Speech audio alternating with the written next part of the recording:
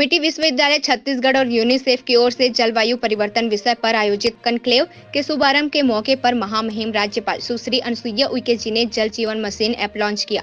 राज्यपाल अनुसुईया उइके ने कहा कि आज छत्तीसगढ़ सरकार, एमिटी विश्वविद्यालय और यूनिसेफ की ओर से आयोजित सम्मेलन में शामिल होकर मुझे बहुत खुशी हो रही है। मनुष्य के लालच का परिणाम ही जलवायु परिवर्तन है। महात्मा गांधी ने कहा था कि प्रकृति मनुष्य की हर आवश्यकता को पूरी करती है, लेकिन हर लालच को पूरी नहीं करती। कोरोना में ऑक्सीजन की कमी से कई नागरिकों को जान गंवाना पड़ा। यह गंभीर समस्या है। जल जीवन मिशन और बिहान जैसे कार्यक्रमों में ग्रामीण जीवन को व्यवस्थित और सुलभ बनाने के लिए यूनिसेफ और एमिटी विश्वविद्यालय छत्तीसगढ़ प्रतिबद्ध है। दोनों ही संस्थान साझा रूप से सतत विकास के लिए कार्य कर रही है।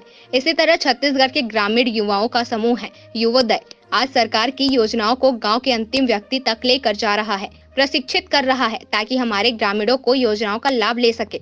यूनिसेफ और एमिटी विश्वविद्यालय ने जलवायु परिवर्तन की समस्या के निदान को एक मिशन की तरह लिया है। मैं आप लोगों को बताना चाहती हूं कि यह छत्तीसगढ़ का पहला विश्वविद्यालय है जिसने जलवायु परिवर्तन पर राष्ट्रीय सम्मेलन का आयोजन किया है। इस दौरान pro vice chancellor professor Piyush Kant Pandey ने कहा कि छत्तीसगढ़ में पहली बार जल ऊर्जा एवं जलवायु विषय पर नेशनल कॉन्क्लेव आयोजित किया गया। छत्तीसगढ़ का 42% भौगोलिक हिस्सा वनों से आच्छादित है। जलवायु परिवर्तन से लड़ने के लिए वन महत्वपूर्ण है। यहाँ कोयला, पानी, लौह और एल्यूमीनियम खनिज का भंडार है। यह सिर्फ जंगल प्रदेश नहीं बल्कि खनिज के भरपूर और विकसित उद्योगों के लिए भी जाना जाता है। आज छत्तीसगढ़ सरकार और एमिटी विश्वविद्यालय और यूनिसेफ की ओर से संयुक्त रूप से आयोजित यह 2 दिवसीय कॉन्क्लेव में शामिल होकर मुझे बेहद खुशी हो रही है।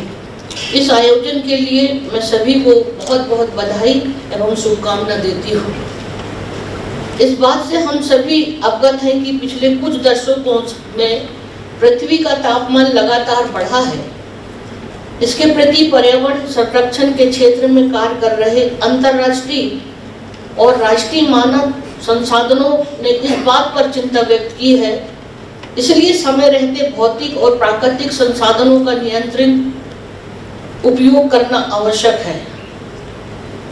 आज हम सभी एमिटी विश्वविद्यालय छत्तीसगढ़ के मंच पर जल, ऊर्जा और जलवायु परिवर्तन जैसी गंभीर समस्या पर विचार करने के लिए संगठित हुए हैं। साथ ही यह खुशी की बात है कि इस राष्ट्रीय सम्मेलन से देश विदेश और शोधार्थी और विद्यार्थी भी लाइव जुड़ रहे हैं। यूनिसेफ और एमिटी विश्वविद्यालय छत्तीसगढ़ की इस पहल से जलवायु परिवर्तन की समस्या से निपटने के लिए भविष्य की नीति निर्माण करने में यह सम्मेलन सहायक सिद्ध होगा। इस अवसर पर मैं आप सबका ध्यान हाल ही में आई एक रिपोर्ट की ओर दिलाना चाहूंगी। भारतीय उपमहाद्वीप में 35,000 ग्लेशियर पिघल रहे हैं और इससे लगभग 75 करोड़ आबादी प्रभावित होगी।